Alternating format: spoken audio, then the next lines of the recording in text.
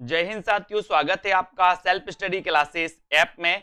तो साथियों, जिन भी साथियों ने अभी तक सेल्फ स्टडी क्लासेस का ऐप डाउनलोड नहीं किया, वो दोस्तों प्ले स्टोर में सर्च करें सेल्फ स्टडी क्लासेस, है ना। ऐप जरूर डाउनलोड करें, इस वीडियो को लाइक जरूर करें दोस्तों।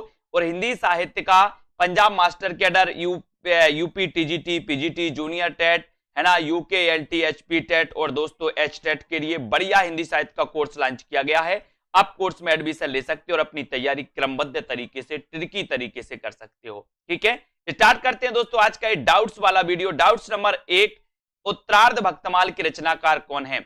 अब दोस्तों यहां पर देखो कितने डाउट्स होते हैं। आपसे एक क्वेश्चन पूछा जाता है भक्तमाल की रचनाकार कौन है, फिर पूछा जाता है उत्तरार्ध भक्तमाल के रचनाकार कौन है, फिर पूछा जाता है भक्तमाल के टीकाकार कौन है, फिर पूछा जाता है नव भक्तमाल के रचनाकार कौन है। चारों रचनाओं में आप कंफ्यूज होते हो, लेकिन याद रख लेना ये उत्तरार्ध भक्तमाल की जो रचनाकार हैं वो भारतेंदु हैं, है ना। याद रख लेना, बोले भारत में भक्तों के उत्तर देते हैं भगवान, भक्तों के उत्तर, है ना, तो भारतेंदु हो जाएगा। अगर भक्तमाल अकेला आपसे पूछा जाए तो नाभादास सही हो जाएगा। ठीक है, भक्तमाल के टीकाकार कौन है तो उत्तर हो जाएगा क्या, प्रियादास। और आपसे पूछा जाए कि नव भक्तमाल के रचनाकार कौन है, नव भक्तमाल के, तो आप राधा चरण गोस्वामी लगा देना। ठीक है, राधा चरण गोस्वामी।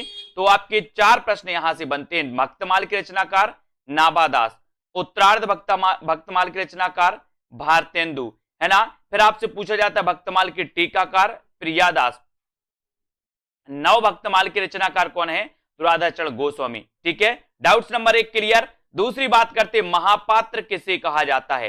तो महापात्र आपको बताना है दोस्तों, निराला, नरहरि बंदीजन, रहीम या फिर विद्यापति में से। तो यहां पर जो डाउट्स नंबर आपका 2 है, क्या डाउट्स होता है, जिनने नहीं पढ़ा वो महापात्र को सीधे सीधे लगा के आते हैं क्या, निराला।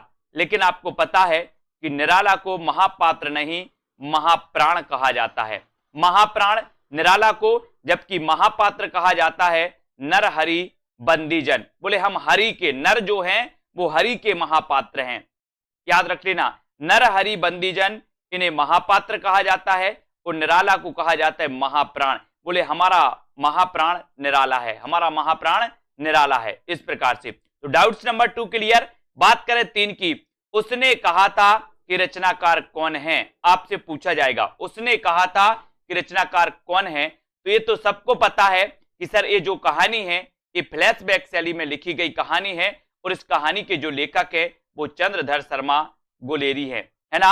उसने कहा था, बुद्धू का कांटा और सुखमय जीवन, इनकी 3 प्रसिद्ध कहानियां मानी जाती हैं चंद्रधर शर्मा गुलेरी की। जबकि दोस्तों उसने नहीं कहा था कि रचनाकार कौन है, शैलेश मटियानी। कभी कभी आपसे पूछा जाए उसने नहीं कहा था कि रचनाकार कौन है, तो आप कहोगे यार कि ये वो ही पूछा होगा, उसने कहा था, लेकिन ये गड़बड़ हो गया होगा, परीक्षक ने, प्रिंट करने वाले ने नहीं लिख दिया, अपन तो उत्तर सही लगाएं, है ना।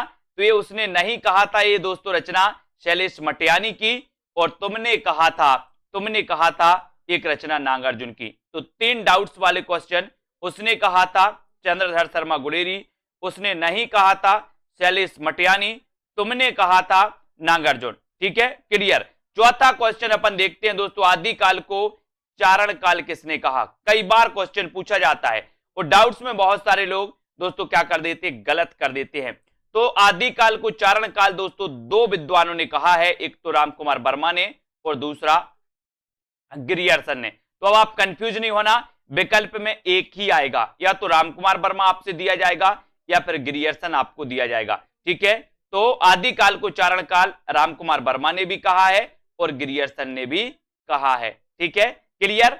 आगे देखते हैं दोस्तों, चरणों में गिरे, बोले राम के चरणों में गिरे। तो राम से रामकुमार वर्मा और गिरे से गिरियर्सन, दोनों ने कहा है चारण काल, आदिकाल को। ठीक है, डाउट्स नंबर 5, जो सबसे खतरनाक क्वेश्चन है दोस्तों, है ना, ये क्वेश्चन सबसे खतरनाक है। स्वर्ण युग और स्वर्ण काल, लोग बहुत कंफ्यूज होते, हम भी कंफ्यूज हो जाते, है ना।